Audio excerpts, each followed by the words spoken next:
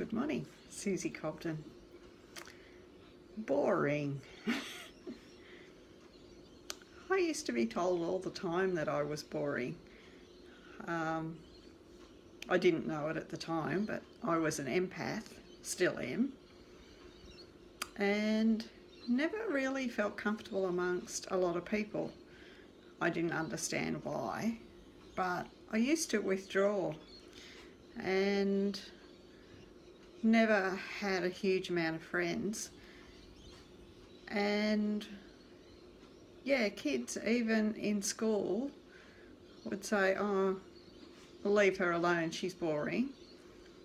And then, even in my married life, my husband, he used to want to talk about politics and football and lots of things shallow, really. We never really had deep conversations, which now is a pointer. But back then, yeah, I didn't know any different. But he used to tell me all the time I was boring, and I just took it for granted. And when I was amongst a lot of people, I never knew what to say. I'd never mixed with big bunches of people, so most of the time I was out of their conversation loops. So I believed I was boring. So you know how law of attraction works. If you believe you're boring, that's what you get proof of. So, my proof was people telling me I was boring or feeling left out of conversations. So, that fed my belief even more. A couple of days ago, somebody told me that he found me different enough to be very interesting.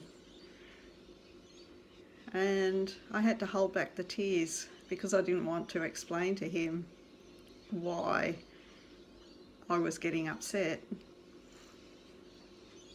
But I wasn't upset because he'd approved of me, which I would have been in the past, having grown up a pleaser. But in that moment, I realised that my energy had changed, and I don't see myself as boring anymore. And because I don't see myself as boring, the evidence has changed. And instead, I received proof for the first time that I'm interesting.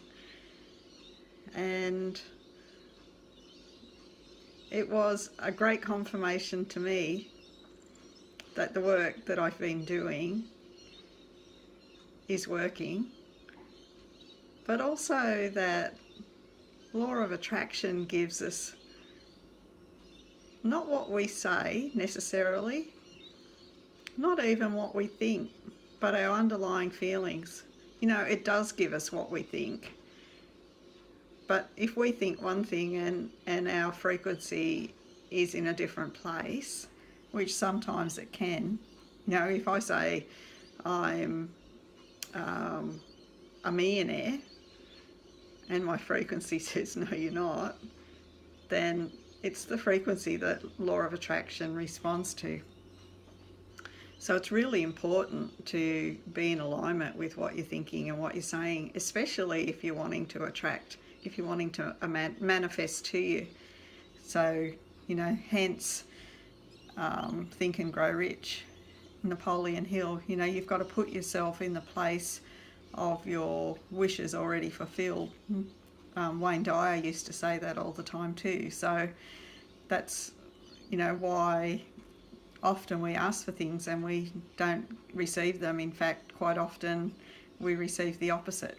But anyway, coming back to being boring, it just shows you that, whatever currents are running under the surface are the ones that can be the ones that are attracting, depending on how potent they are.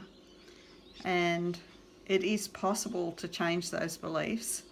And when you change those beliefs and your frequency, then you start to receive proof.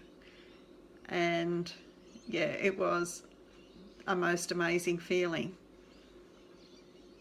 because I think it's the first time, especially by a man, that I've been told I'm interesting. It's not something you ask people, and I'm sure lots of my friends would say, you know, that I'm interesting, but it's nothing that I've ever came out and asked confirmation for, and something I never would.